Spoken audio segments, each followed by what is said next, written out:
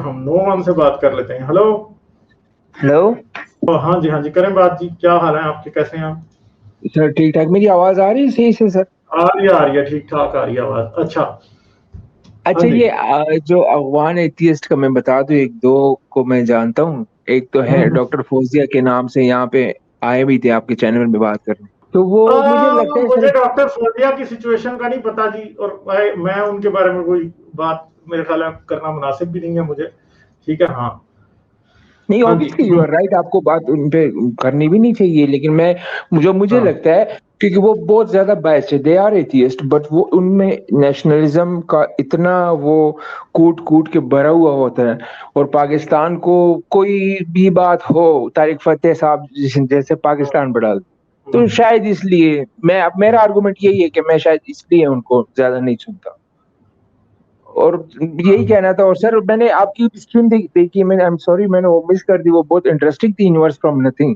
मैं उस पे एक दो जल्दी से सवाल करना चाहूंगा सर, अगर आप इजाजत दें, अच्छा। क्योंकि हाँ थोड़ी जी सी बोरिंग करें हो करें। जाएगी। Thank you sir. Hmm. Lawrence Frost की ये बुक को, इसमें उन्होंने अच्छा, सबसे पहले तो सर मैं आपका ओपिनियन जानना चाहूंगा कि फिलोसफी को आप कैसे देखते हैं, आपकी क्या राय है? यार मैं फिलोसफी को कोई बड़ी पॉजिटिव वो उसमें नहीं देखता। अगर कोई ये समझे कि फिलोसफी जो है वो आंसर का क्वेश्चन का आंसर कर सकती है जो कि साइंस हमें अभी नहीं दे रही, तो मैं उस पर हंस सकता हूं सिर्फ। क्योंकि बेसिकली फिलोसफी जो है वो जबानी जमा खर्ची करेगी बस, इसके अलावा कुछ भी नहीं करती। अगर कोई ये कहे कि यूनिवर्स कहां से आया और साइंस को हम कहेंगे जवाब नहीं पता, और कोई फिलोसफर बैठ जाए जी मैं जवाब देता हूं, नहीं, वो सिर्फ अंदाजे लगा रहा है या वो जो उसका बिलीफ है वो बता रहा है, इसके अलावा और कुछ भी नहीं है। और मैं इस तरह की जो मेंटल जिम्नास्टिक्स हैं इनको मैं अप्रिशिएट नहीं करता, क्योंकि ये चीज ठीक नहीं। ठीक है। क्योंकि आपको जो मेन चीज है वो हमेशा ये समझनी है कि क्या चीज जो है वो किस डोमेन में आता है। तो हमें बहुत से क्वेश्चंस ऐसे हैं जिनके आज आंसर्स नहीं पता, और वो क्वेश्चंस के आंसर अगर कल को मिलेंगे भी तो किस डोमेन से मिलेंगे, साइंस के डोमेन से। इसलिए उसके ऊपर दावा फिलॉसफी नहीं कर सकती आज। अच्छा, इंटरेस्टिंग सर। ये पॉइंट, ये आर्गुमेंट मेरा भी है सर, और आपसे ही सीखा है। लेकिन ये, इस आर्गुमेंट में हम ये बोलते हैं इसलिए क्योंकि हमें ऑब्जेक्टिव ट्रुथ पे हम यकीन रखते हैं कि यार ऑब्जेक्टिविटी होती है, ऑब्जेक्टिव ट्रुथ इस दुनिया में होता है। अगर सूरज है, उसकी एक ऑब्जेक्टिव वैल्यू है, अगर हम हो या ना हो वो होगा। लेकिन वहां पे खैर एक दूसरा आर्गुमेंट आ जाता है पोस्ट मॉडर्निज्म का, वहां पे भी फिर मसला बन जाता है। लेकिन मैं आऊंगा बुक की तरफ। एक फिलोसफर है, उन ये मैं उनका आर्गुमेंट पेश कर रहा हूँ, मैं अपनी तरफ से नहीं। एक फिलोसफर है, बिल्कुल रिलीजियस फिलोसफर है। उनकी एक मेंटल जिम्नास्टिक की हो सकती है, लेकिन ये पॉइंट मुझे क्लिक हुआ तो इसलिए मैंने सोचा आपसे पूछूं कि लॉरेंस क्रॉस साहब अपनी बुक में कहते हैं कि जो वर्चुअल पार्टिकल्स होते हैं, जो सेकंड के भी करोड़वें हिस्से में बनते हैं और फिर खुद ही डिस्ट्रॉय हो जाते हैं, तो कहते हैं कि एब्सोल्यूट नथिंगनेस तो यूनिवर्स में अभी तक हमें मिले ही नहीं, जिस तरह उन्होंने डिफाइन किया। पहले हम सोचते थे कि वॉइड एम्प्टी स्पेस होगा, फिर डार्क एनर्जी निकल आई, डार्क मैटर निकल आया, क्वांटम मैकेनिक्स, क्वांटम ग्रेविटी निकल आई। तो वो उनका भी आर्गुमेंट यही है कि एब्सोल्यूट नथिंगनेस तो होती ही नहीं, वो तो हम भी कहते हैं। और जो वर्चुअल पार्टिकल्स होते हैं, लॉरेंस क्रॉस कहते हैं कि यार ये खुद ही बनते हैं और खुद ही इतनी स्पीड में डिस्ट्रॉय हो जाते हैं। तो अगर यूनिवर्स स्टार्ट हुआ होगा, उनकी एक थ्योरी हाइपोथेसिस जो भी है, कहता है शायद इसकी वजह से बिग बैंग हो सकता हो, ये करोड़वे एक साथ हो गए, जो भी उनका आर्गुमेंट है। तो वो फिलोसफर ये बता रहे थे कि इससे ये प्रूव तो नहीं होता कि ये गॉड है या नहीं है, ये क्रिएटर है या नहीं। और जो कि वाकई ये बात मुझे क्लिक हुई कि इससे ये तो प्रूव नहीं होता ना सर कि अगर कोई क्रिएटर है या नहीं है, क्योंकि एब्सोल्यूट नथिंगनेस की। और एरिस्टोटल ने भी फिलोसफी में कॉस्मोलॉजिकल आर्गुमेंट यही दिया था कि गॉड, जो रिलीजियस गॉड की यहाँ पे हम बात नहीं कर रहे हैं सर, जो गॉड है क्रिएटर की बात हो रही है। कहते कॉस्मोलॉजिकल आर्गुमेंट तो यही है, कॉजेशन है। और जो कॉजेशन का आर्गुमेंट आ जाता है, जो फर्स्ट मूवर का आर्गुमेंट है, तो वो कहते हैं कि यार ये तो यूनिवर्स से बाहर भी हो सकता है, उसके अंदर भी हो सकता है, जो वो आर्गुमेंट देते हैं। तो ये आर्गुमेंट मैंने आपके सामने पेश करना था। मेन बात ये है, देखें, अगर रिलीजियस क्रिएटर नहीं है, तो फिर कोई क्रिएटर है भी है तो क्या फर्क पड़ता है उससे। दूसरी बात यह है कि हम जानबूझ के एक चीज को ये पोर्ट्रे कर रहे हैं कि उसकी कॉज मालूम होना या कल को मिल जाना is an impossible thing to do. वो थिंग क्या है, वो इशू क्या है, वो है बिग बैंग। ठीक है, मैं समझता हूं कि अगर हमें जमीन की को देखें सिर्फ, तो हमें जमीन की एक वक्त ऐसा था कि इंसान ये इमेजिन नहीं कर सकता था कि जमीन किस वजह से बनी होगी, जमीन कैसे बनी होगी। ठीक है, मगर जब हमने 20th सेंचुरी के दौरान कॉस्मोलॉजी में बड़ी बड़ी छलांगें लगाई, हम आगे पहुंचे, तो हमने जमीन के ऊपर सिर्फ ऐसी टेलीस्कोप से याद करने की देर थी जो कि ऐसे सितारों को देख सकें जो कि अभी बनने के फेज से गुजर रहे हैं। ठीक है, क्या है कि जो बनने के फेज से गुजर रहे हैं अभी, ठीक है, वो सितारे। तो मुझे एक बात बताएं कि जितनी भी रिलीजियस मिथ्स हैं, इनमें से कोई एक भी ऐसा है जिसमें ये दावा नहीं किया गया कि धरती, जमीन, अर्ज और अर्थ कैसे बनी है। चाहे वो आप हिंदू मिथोलॉजी उठा लें, उसमें भी है, चाहे आप बुद्धिस्ट तो चलो एक और बात है, मगर कोई ना कोई उसमें भी मिलता होगा कि वो किसको सब्सक्राइब करते हैं। क्रिश्चियन का हमें पता है, इस्लामिक का पता है, हमें इवन के हमें पुराने मजहब के मजहब का भी पता है। ठीक है, जरतुश्त के, हमें बेबीलोनियन रिलीजन का भी पता है, हमें इजिप्शियन रिलीजन का पता है, हमें नॉर्स रिलीजन का पता है, हमें यूरोपियन पेगनिज्म का पता है। ठीक है, हमें इवन के इंका, जोलू, ठीक है, और हमें पॉलिनीशियन आइलैंड्स के लोग, एज़टेक्स, मायन, इराकिया, सबके क्रिएशन मिथ पता है, और सब में जमीन की क्रिएशन को एक बहुत ज्यादा स्पेशल प्लेस दी गई है। ठीक है, और जब हम देखते हैं कि जमीन कैसे बनी, तो आज मैं आपको एग्जैक्टली आंसर दे सकता हूं जमीन कैसे बनी। और इसका प्रूफ ये है कि आप एक टेलीस्कोप ले लें और आप किसी ऐसी मिल्की वे गैलेक्सी के अंदर किसी ऐसी जगह पे झांक के देखें, आपको सोलर सिस्टम बनते हुए नजर आएंगे नए। ठीक है, बन रहे हैं नए स्टार्स, नए सोलर सिस्टम बन रहे हैं, आपको आंसर मिल गया कि कैसे बना है। मगर आज से 300 साल 400 साल पहले इमेजिन करके देखें कि कोई ये सोच सकता था कि जमीन कैसे बनी होगी। ठीक है, मेरा ये पॉइंट है हमेशा से कि हम ये बात आज नहीं जानते कि बिग बैंग कैसे हुआ हो, और हो सकता है हम कभी भी ना जान पाए। मगर मजहब की छलांग तो जमीन की क्रिएशन तक ही नहीं पहुंच रही थी, हम उसे बिग बैंग पे फिट करने की कोशिश कर रहे हैं। तो हो सकता है हमें बिग बैंग की रीजन कभी भी पता ना लगे, मगर इसका क्या मतलब है कि हम ये मान लें कि इनके खुदा ने किया? ये हम कभी भी नहीं मान सकते, क्योंकि हमें पता है कि इनके खुदा ने एक दावा नहीं किया था कि उसने जमीन बनाई है। उसने सिर्फ यही दावा नहीं किया था कि सब कुछ उसने बनाया, उसने ये दावा भी किया था कि उसने जमीन बनाई है, उसने ये दावा भी किया था कि उसने सूरज बनाया, उसने चांद बनाया, और ये सब दावे झूठे हैं। तो अब मैं कैसे ये मान लूं कि मैं बिग बैंग के मामले में इनके खुदा की बात मान लूं, जो कि एक जगह नहीं सैकड़ों जगह झूठा पड़ चुका है। सिर्फ सूरज, चांद, सितारे, ठीक है, कहकशाएं, सही है, इंसान, जानवर, कौन सा जानवर है? देखें, अब हिंदुइज्म की एक बात है ना कि गाय खुदा ने, उनके कौन सा देवता है जिसने गाय बनाई थी? हमें पता कि गाय इवॉल्व हुई है। अब मुझे बताएं कि मैं कैसे ये मान लूं कि गाय जो गाय इवॉल्व हुई है उनके खुदा ने नहीं बनाई, तो अब मैं ये मान लूं कि नहीं, उनके खुदा ने सब कुछ बनाया होगा। यार, जो बंदा एक इंसान जो चार बातों में झूठा साबित हो जाए, तो आप उसका पांचवा दावा क्यों मानेंगे? एक इंसानी म्यार पे परख लेते हैं ना, इंसानी म्यार पे मेजर करते हैं कि 4 बातों में झूठा साबित, 4 नहीं 400 बातों में झूठा साबित हो चुका है। और मैं ये मान लूं कि जी वो जो सबसे एक ऐसी बात है कि जिसका हमें आज पता नहीं है, और वो इस पे दावा कर रहा है कि वो बात का क्रिएटर वो है, नहीं, ये हो ही नहीं सकता। क्योंकि मुझे ये पता कि उसके दावा तो हमेशा जिस चीज पे हम उसे झूठा साबित कर देते हैं उससे वो हट जाता है और उससे अगली पे चला जाता है, जिसका भी हमें आंसर नहीं पता। तो इनका खुदा तो बेसिकली श्रिंक हो रहा है। वो उसने कहा था, नील डिग्रास टाइसन ने, कि इनका खुदा जो है वो एवर श्रिंकिंग, जो है ना, एक पॉकेट है जो कि जहां जहां साइंस जाती जा रही है वहां से वो भाग जाती है, और जो भी अननोन्स आज रह गए हैं उनके अंदर वो डोमेन में आज फंसी हुई। कल हम यूनिवर्स बिग बैंग की वजह पता चल जाएगी और मल्टीवर्स अगर डिस्कवर हो जाएगा तो फिर खुदा कहेगा नहीं मल्टीवर्स तो मैंने बनाया, बिग बैंग तो खुद हो गया होगा, मल्टीवर्स मैंने बनाया। तो भाई मसला ये है कि जब जमीन खुद बन गई है तो आप बिग बैंग पे दावा कर रहे हैं, तो भाई तो बकवास बात है।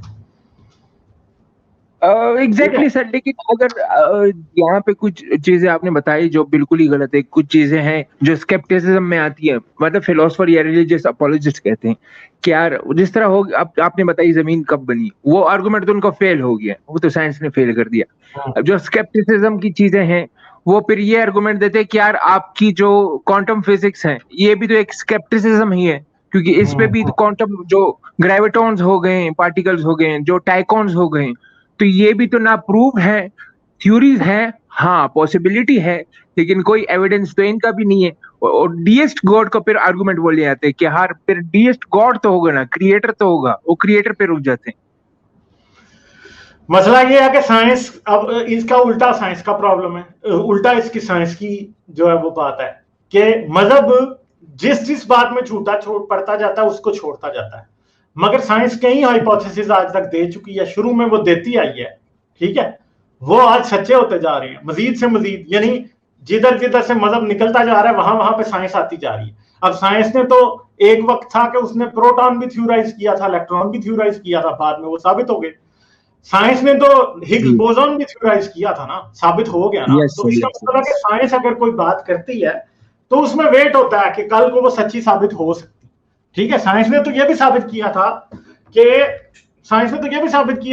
मतलब बिग बैंग, जब अभी मैंने कॉस्मोलॉजी पे रिसर्च की है उसमें एडविन हबल ने शुरू में जब यूनिवर्स की एज की कैलकुलेशन की तो निकली सारी 1.5 बिलियन ईयर्स, और इधर ही जियोलॉजिस्ट और साइंटिस्ट जमीन पर ही ऐसे थे जिनको ये पता था कि जमीन एटलीस्ट 3 बिलियन साल पुरानी है, ठीक है। तो उन्होंने कहा कि नहीं नहीं हबल तेरे, यानी हबल की बात को इसको कोई माना ही नहीं सबने, और हबल को खुद भी पता था कि मैंने हबल कांस्टेंट जो कैलकुलेट किया है वो बहुत कम डाटा पे मबनी है, इसलिए वो एक्यूरेट नहीं है, ठीक है। तो क्या हुआ इन द एंड, उन्होंने ये बात मान ली, उन्होंने ये बात समझ ली कि हमें मजीद करने की जरूरत है, और बाद में वही साबित हुआ कि जमीन 13.8 बिलियन ईयर्स पुरानी है, ठीक है।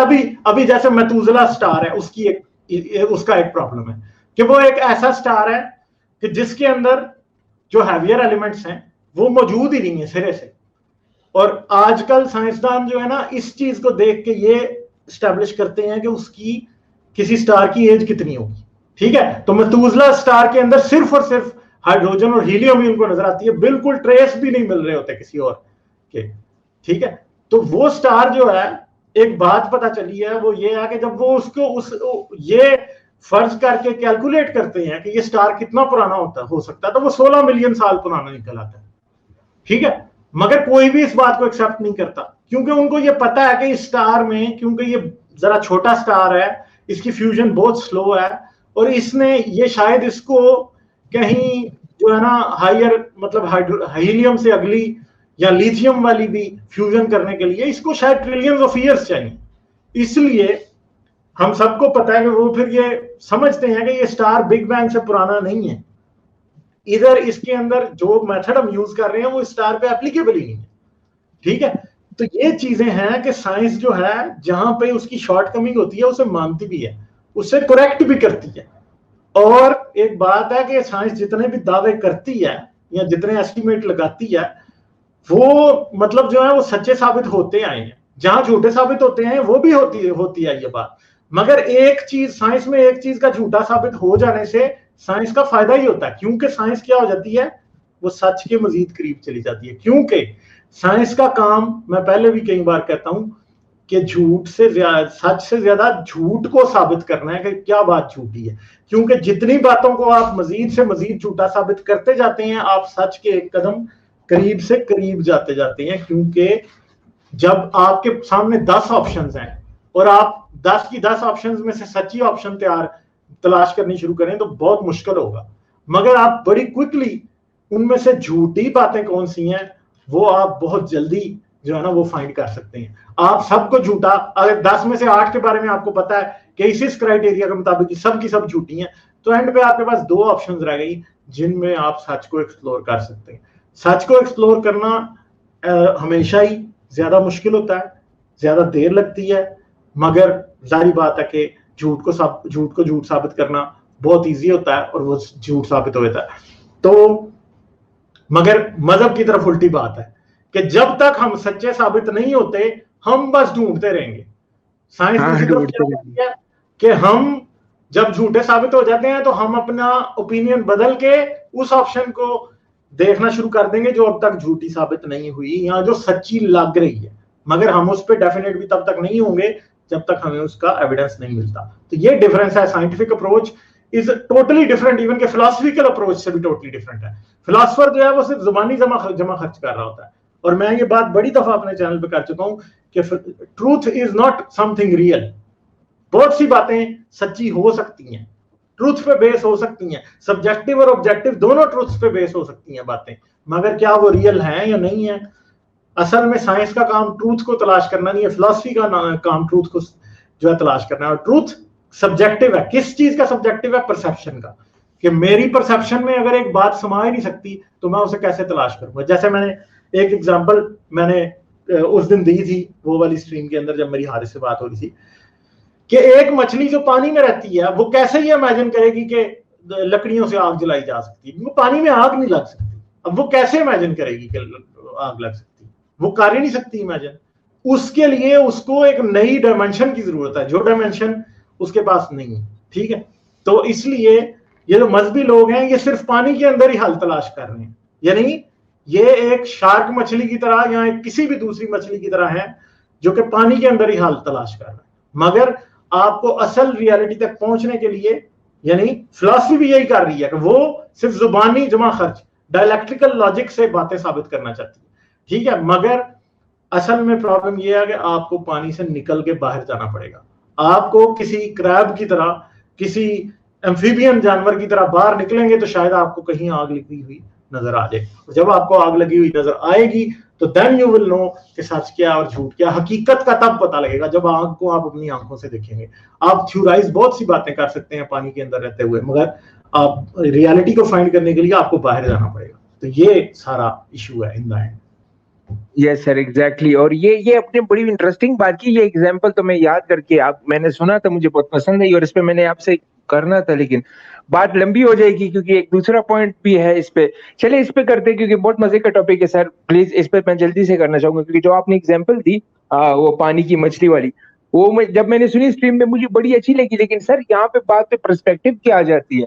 अगर यही आर्गुमेंट है पोस्ट मॉडर्निज्म का कि ऑब्जेक्टिव रियलिटी और सब्जेक्टिव रियलिटी का आर्गुमेंट वो देते हैं, तो अगर इस आर्गुमेंट को हम लिंक करें कॉस्मोलॉजिकल आर्गुमेंट से, यार पर्सपेक्टिव की और ऑब्जेक्टिव रियलिटी की बात होती है। अगर आपके लिए ऑब्जेक्टिव रियलिटी कोई और, मेरे लिए शायद वो डिफरेंट भी हो सकती है, क्योंकि पोस्ट मॉडर्निज्म का आर्गुमेंट है कि ऑब्जेक्टिव रियलिटी का नाम की कोई चीज नहीं होती है, रियलिटी सब्जेक्टिव होती है। इसको अगर जिस तरह आपने एग्जांपल दी पानी की कि एक मछली है, उसके लिए ऑब्जेक्टिव रियलिटी ही यही है कि आग नहीं लग सकती, आग तो एग्जिस्ट ही नहीं करती। लेकिन हमारे लिए ऑब्जेक्टिव रियलिटी है कि नहीं, आग एग्जिस्ट करती आग।